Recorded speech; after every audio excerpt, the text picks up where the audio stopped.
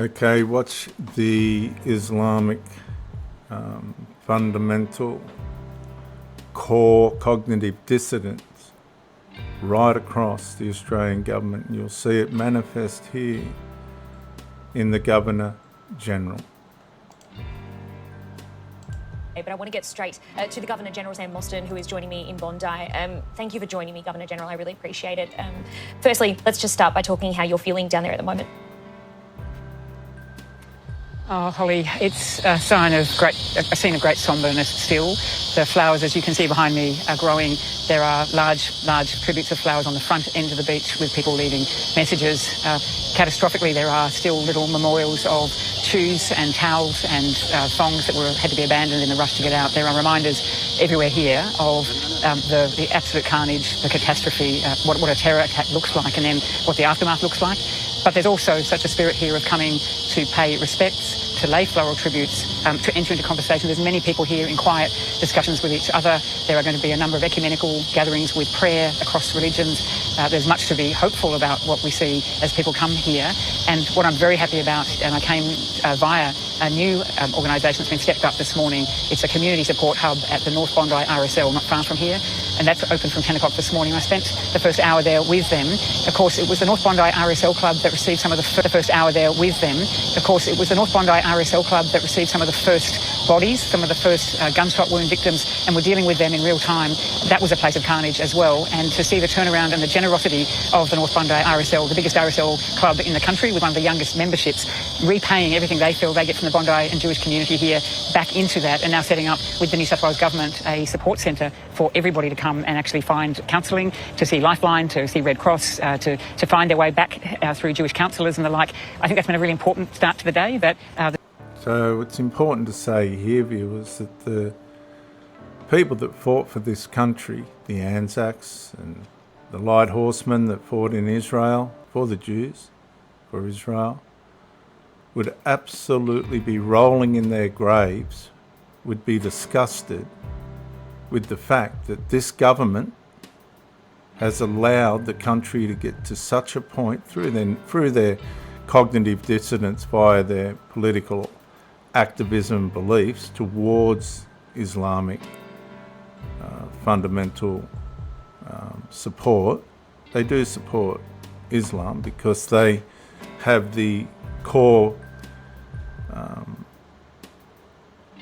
pro-Palestinian beliefs. Albanese's government is pro-Palestinian by activism. Now this woman started well. She's a Governor-General. She started very well. It all looks well. She's talking about the RSL and its contribution. Remember, the soldiers that fought for this country, right, and gave their lives, right, would be absolutely rolling in their graves, wondering how the government's got to this point. Remember, she's the Governor-General. Now, what powers does the Governor-General have? Let's get to that before we go any further. Now, viewers, I've typed into ChatGTP, right, which can be biased, but in this case, I do not think so. Can the Governor-General sack the government? Right, it's a simple, basic question. Can the Governor-General sack the government? Short answer, yes. Yes, the Governor-General can sack the government, but only in very rare circumstances, exceptional circumstances, and it depends on the country. Now, let me ask you right now, does the Australian people want this government sacked? And the simple answer is yes. Can the Governor-General do that? Short answer, absolutely yes. 100%. The Governor-General can sack the government. For example, famous example, in Australia in 1975, the Governor-General, Sir John Kerr, dismissed Prime Minister Gough Whitlam's government during a constitutional crisis. And this is the clearest real-world example and is still debated today. The Governor-General can, right, in extreme constitutional crises, fire the government. There's no doubt about it. Right, now that we've established that, now the Governor-General, who is a friend of Anthony Albanese, and Anthony Albanese put in this position, has got off to a good start here. But the mask is about to slip, viewers, and it's about to slip severely.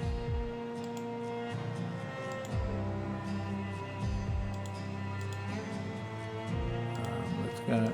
Well, of course you'll understand, and without getting too political here, there is a lot of anger bubbling beneath the surface, and rightly so, Yes. From the Jewish community particularly. Do you understand their community frustration with our government?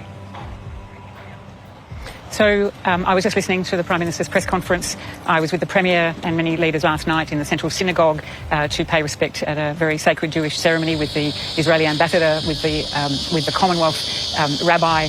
Of course there is anger. Of course there is much that is yet to be unpacked and debated. And of course I just have to remind all of the people that watch you and that watch me around wherever I go, I'm not a member of the government. I am absolutely something quite different. I have no politics, I have no policies, I have no money to dispense. Now we're going to stop there. The mask is slipping, viewers. The mask is slipping, right, at this point. Nobody asked her about any of this. She's volunteering this. She's straight on the defence. Watch the mask slip. Programs to give.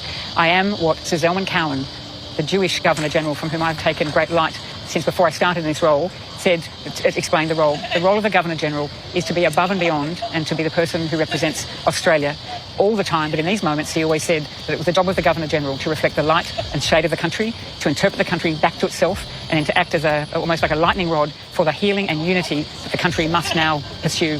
I believe deeply in the words of Sir Zelman Cowen and of another predecessor of mine, Sir William Dean, still alive in Canberra as a 94-year-old, who told me when I started in this role that the job is about acts of compassion and standing beside communities always. From the moment this occurred, I've been standing beside the Jewish community. I've been calling this absolutely as an anti-Semitic attack on Jewish Australians, on Jews around the world. A heinous, ghastly, atrocious of a kind we should never have expected in this country. It is indeed a moment of shade, as Sir Zelman Cowen described it. Now, there are many, many people who are calling out to me, yelling at me. I'm happy to absorb their pain and their anger at the moment, telling me that I should sack governments, that I should have sacked governments before. I guess it's an important civics lesson just to remind people that that is not one of my powers in these moments, that there are matters... That is a lie. That's an out-and-out lie. Remember what the powers of the Governor-General were? Let's have a look. Can the Governor-General sack the government? Short answer, yes, but only in a very rare and exceptional circumstance, and it depends on the country. What's the country saying? Sack the government, right? She just said that herself. The majority of people are screaming at her to sack the government for good reason, because the government has been manifested as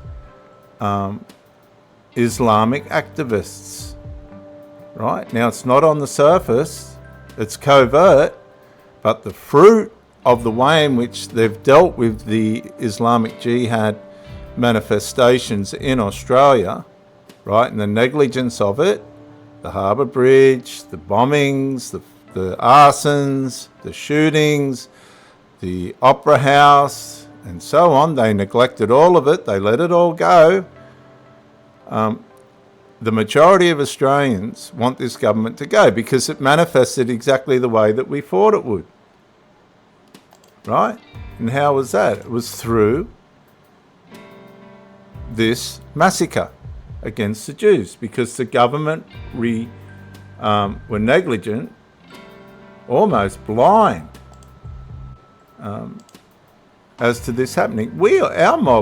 This mob knew that it was all... We just sat and waited, and it's not over yet. It's going to happen again because they're beating around the bush. The problem's not guns, the problem's not bombs, the problem's not boomerangs and all this other stuff. The problem's Islamic Jihad penetrated into Australia. RITA. They got a RITA out at Lakemba. RITA's when, and it's all covert, when they set up cells, be it under the guise of religion and good works and all the rest of it, that encourage manifestations, physical manifestations of jihad in the societies in which they live. They micro-incrementally bring death, right? Spiritual, physical, social, and community, by overtaking through dawah, which is their evangelism, and manifestations of jihad in all its different forms, financial, service at the mosque, all this other stuff, and physical demonstrations of jihad, as in the massacre at Bondi, to bring down the society, bring in Sharia law and overtake that part of the world. And this has been going on for millenniums and it won't change.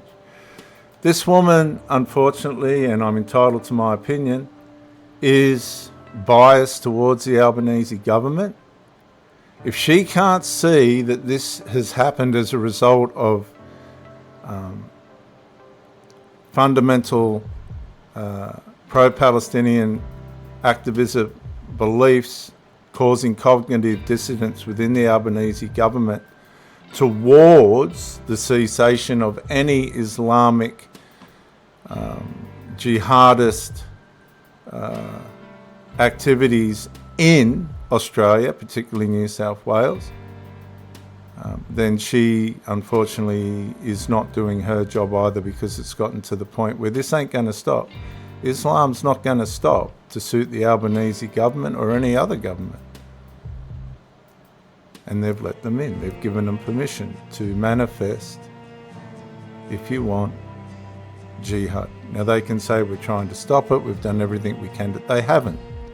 If you look at the manifestations in the public square over the last 2 years that have been allowed to take place against the common Australians' will, right? Even as a First Nations person, even in Victoria, going against everybody's will and bringing in this new Aboriginal voice thing, the government's completely out of control, right across the board, including the Governor-General, in terms of not dealing with these things aggressively enough. People are angry for a reason, and it's negligence, complete absolute negligence and insolence of the Australian government. And that's all there is to it. Before governments and before politicians that are dealt with in our responsible and representative government, our system of government, our democracy, which is the envy of the world, where the power of who is in office in the states and territories and our local governments and at the Commonwealth level are held by the people. Well, I can tell you right now that our country is not the envy of the world. Right now, our country, under this government and the government of this country, have completely demoralised and humiliated the spirit of Australia. And they did it by allowing Islamic fundamental jihadism to be able to, by passivity, manifest in our country. And here's the fruit of it. She's standing there. The mask has slipped off the Governor-General. Right? She's weak. Compulsory voting, independent electoral commission, all of these things act to make us a beacon of the world, our democracy. And in moments like this, of course, people are angry, and I know they're directing their pain and their anger in many directions, and I'm happy to take their pain and absorb that, and then reflect the fact that my job is to help people know where those solutions sit, and they don't sit with the Office of the Governor-General. What sits with me is to hold the country, to hold the very best of us, to know that two things can be true. Part of her job is to deal with a government that is failing the nation. Right across the board. If you do your homework, this government is completely failing right across the board, from housing. If you look at the Senate estimates, there was no transparency whatsoever. Everything's on notice, or we don't know. Right. And this woman is not doing her job. Right now, she should be angry. She shouldn't be operating in, as Elon Musk says, suicidal empathy. Because right now, if she thinks our country is the beacon to the world, it damn well isn't. Our country is in tatters. And it's because of the underlying covert fundamental pro-Palestinian activism beliefs, which come back to the Muslim Brotherhood and Islamic jihadism penetrating into the government. Look behind her. This is the evidence. Don't be blind. This woman's not doing a job. I'm sorry. For all her suicidal compassion and empathy and all the rest of it, no, she is not doing her job. She is not. At the same time, that the very best things can be happening while the very worst things are happening. And we saw that on Sunday night, and we'll keep seeing that if we let it. We'll keep seeing bad things in response to the good things we're seeing, the rise of the community. Okay, now if we're seeing bad things happening, why isn't there a militant, right, approach to stopping it? Empathy is not going to stop Islam. Islam will just go straight over the top of you. They be watching this going, this is laughable. I know.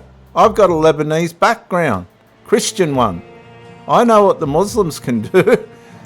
Care in spirit around the country, a deep care for Jewish people, for the Jewish community. I've seen it not just in the synagogues I've been visiting, the funerals, the unspeakable funerals I've attended, including of Matilda, the hospital beds I've been sitting beside. Isn't that enough for her to say, we've got to look at where this government's failed? Police officers who were injured. I've been in all of these places talking to AMBOs, talking to surf lifesavers, talking to first line responders. The good in our country is so profound, and our No, hang on a sec, viewers. There's a Pinocchio moment. The catastrophic result of all this and the response, what would you say? The response that has to take place in an event like this isn't heroic. It's what's supposed to happen. Okay, we're making people out to be heroes, this and all this in the moment, and so forth, but this is the job. If you go to Israel and watch how they have to respond, and these types of places where there's people running into places with grenades and all this other stuff, don't make out it's something special going on in response to these massacres. This is predictable. These are the predictable responses. Burials, counselling, mental health, doctors having to sew limbs back on, or, all the funeral places that have to pull off the funerals and this, that. This isn't some kind of national grandized situation. This is a catastrophe, and these are the things that happen after the catastrophe. They're not dealing with the reason behind it all, which is radical, fanatical Islamic jihadism. Of volunteers and community and the generosity we've got to hold fast to. I was at Jewish House yesterday. I spent some time with the rabbi there, Rabbi Kestel, and we were talking about how long do we need to talk about anti-everything, anti-Semitism, anti-Islamophobia. Well, you don't have to talk about anti-Semitism. You have to deal with the Islamic jihadism. Okay, we've got the elephant in the room again. She's not going to do it. Immigration. Anti is a big word that separates us straight away. This is coming from a rabbi who I was listening to help form my ability to talk to you. Okay, anti-immigration. Immigration has had an impact on the housing in Australia. They've taken no consideration about how the Australians feel. We're all screaming for them to just give it a rest. They're not listening. If you think this is a healthy case, she's empathetic and kind and all that, but she's not doing the other side of it, where the anger, what's causing the anger, needs to be, right, addressed severely. You can't just be empathetic and not address the actual problem, and she's not doing it. The government's the problem. Public. And he said, what if we all just united and made sure everyone knows that they belong in this mighty country? And what if we all committed to a mitzvah? What if we got 5 million mitzvahs for the Jewish community? That's that ain't going to be good. If you had 5 million mitzvahs and the government hasn't dressed with Islamism, they're just going to turn up like this in some way, shape or form, if they can, and just open fire on it. So if you're going to have mass Jewish meetings, there's going to have to be mass security arrangements, because Islam isn't going to stop. She's not dealing with the Islamic problem. Can you see? It all sounds good and looks good on the surface, but they're not dealing with the problem. They were going to do it at the beaches. They were going to get rid of the drum lines and the shark nets, and then somebody got attacked and they just went, oh no, we better not do that. But here, because the fundamental cognitive dissonance is coming out of the government's pro-Palestinian activism core beliefs, they are not going to nail the problem. That's an act of kindness. That's a small thing that we do right now, anywhere we are in the country. What if we had millions of mitzvahs that we were sharing with each other, reaching out? No, what if we had millions of people running around getting the Islamic jihadism out of the country? Can you see? She is not dealing with the problem. Jewish community, but to all communities are hurting. You know, there was a catastrophic car accident, a single car accident in Cobram in Victoria on Monday where 4 lives were lost. I was in touch with the mayor there while we were dealing with this catastrophe. I can tell you now, just on the side, there was a woman hit in the head with an axe in Sydney on the day of this massacre. Right? Don't worry about the car accident wherever. Yeah, that's terrible tragedy. There was tragedies going on everywhere. But we've got to deal with the Islamic fundamental manifestations of jihad in the communities of Australia. There's murders and suicides and car accidents and all the rest of it happening all the time. She will not say radical Islamic jihad. These acts of kindness to make sure that communities who are doing it tough know that we care about all of these tragedies, but this one in particular, given the character of it, we have got to move through and use the fact that we are in the middle of Hanukkah. And the last light of Hanukkah will be lit tomorrow night on the anniversary of this terror attack. And we have got to take light from this dark moment. We have done that in the course of our history on other occasions. I hope, Holly, that Australians know that I'm standing firm with the Jewish community, with the Australian community. My job is to it's not just about hope. And with the Albanese government that's completely failed. And as a consequence, to me, this woman has failed. Not just about words, it's to say, I see that we have the capacity to get through this, but we have healing to deal with, we have anger to deal with. All of these things are part of recovery, and they're in the hands of people here at Bondi, around the country, and I stand with everyone who is doing it so tough right now and want to know that I won't waver in my project, along with the Australian people, to make sure we get through this well and can look back and say, we knew what to do in a moment that could have ripped us apart. Now, okay, so she's had all the right words. The Australian people are asking for the government to stand down because of its bias towards these jihadist fundamental religious beliefs. It's activism. The government's activism by nature is towards Middle Eastern support, right? This wicked Middle Eastern jihadist Muslim Islamic support. Now, she's prepared to deal with the compassion, right? And all this, blah, blah, blah, blah, blah. That comes out of massacres. But what about the angry side of it? She won't do it. She won't do what John Kerr did and sack the government. The government's failed on every level. If you look at Senate estimates and listen to what's really going on with this government, it's a complete and utter failure. We're $7 trillion or something, $9 trillion all of a sudden in debt. No, the mask slipped off the Governor-General here. Sam Mostyn, some powerful words there from you, and I know you said that you were a lightning rod back to the government here too, and a lot of people feel that our leaders have failed us during this time. I'm going to let you go because I can see there, obviously, it's incredibly hot down there, and I really appreciate you joining us today. Thank you very much. Take care. Okay, so the people are screaming, sack the government, right? The majority of Australia is saying the government's failed. If the Governor-General doesn't support the people, which she doesn't, she's making out she is, on an empathetic side she is, but on a resolving the issue side she's not. And the mask has slipped. And Islam isn't going to stop for these people. For the people. You know, there's never been a greater time in Australian history where the politicians have failed, and they've failed so transparently. Gosh, viewers, good luck with all this. Till the next attack, and there will be one. Bye for now.